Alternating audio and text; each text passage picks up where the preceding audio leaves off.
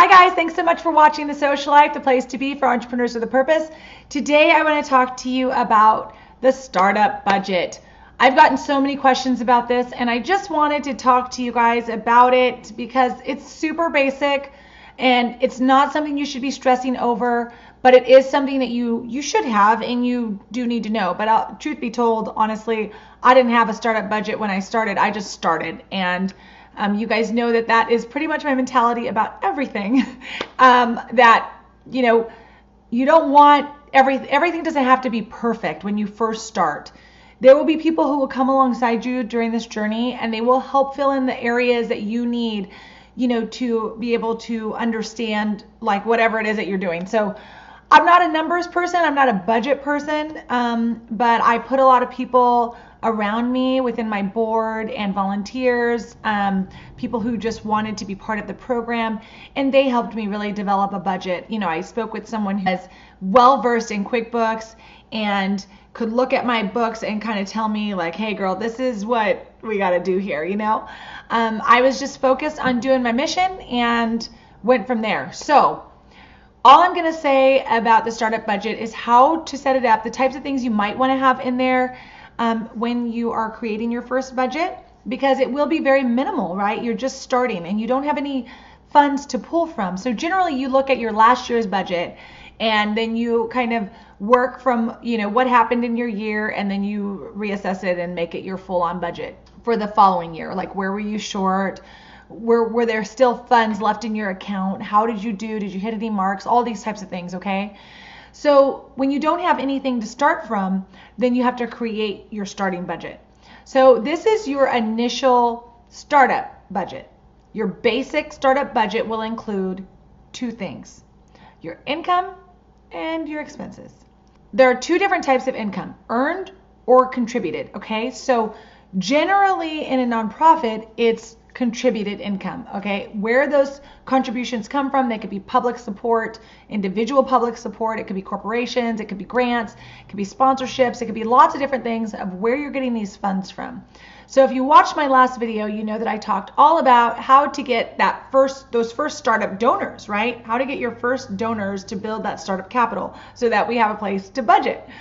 So the reason that I talk about that is because if you're getting $10 per person, those are all individual contributions. Earned income would be things like you sold shirts and they gave you funds and you earned something. You sold something and you earned funds back. That might be things like sales, interest off of a bank account, or something that you didn't have to ask for and it wasn't directly contributed to you. You also want to keep in mind that when you are looking at contributed funds, you also want to look at gifts.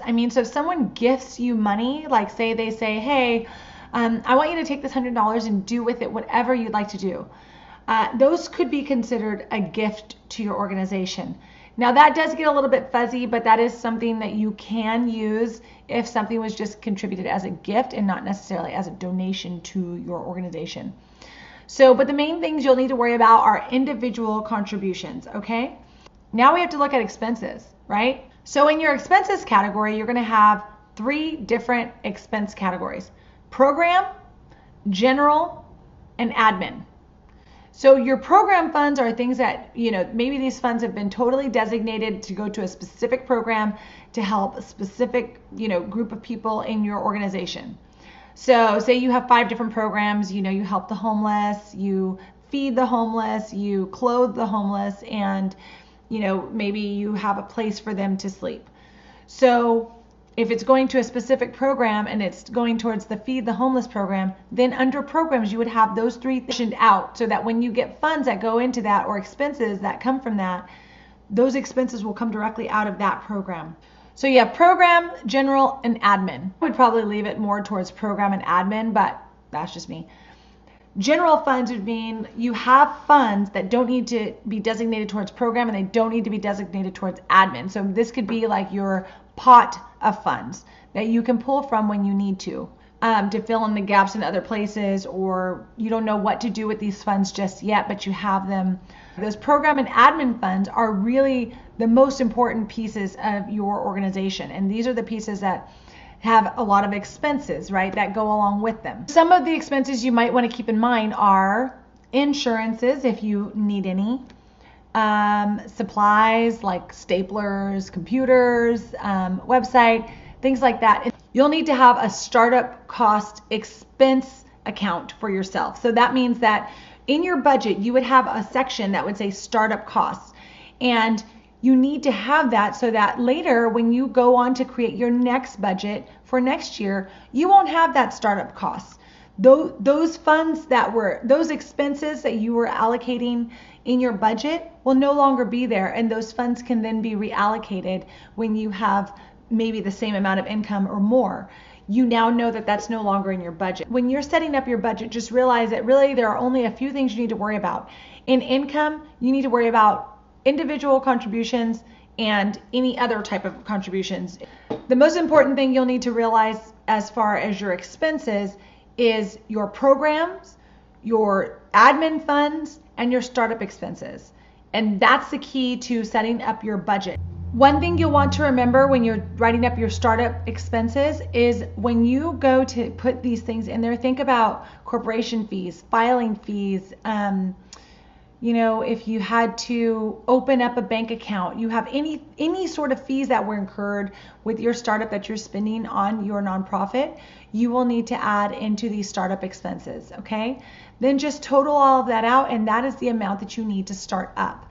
So when you go to ask for startup capital, you can even use this sheet as these are my startup funds. Sometimes people will say, okay, I'll pay for your stapler and your desk or whatever, or I'll pay for the logo, or I'll do the logo for you, which is an in-kind gift. So you really have to have what you're looking for and what you need out there and present for everyone to see so that they can actually help you and be part of your journey.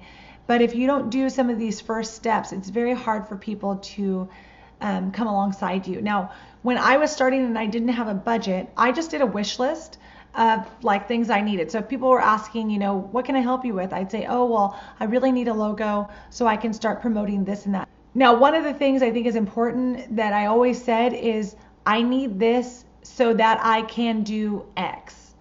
And a lot of people were like, I just need money. If you could just donate to my program, that'd be great. You don't want to go out asking people just to donate to your program.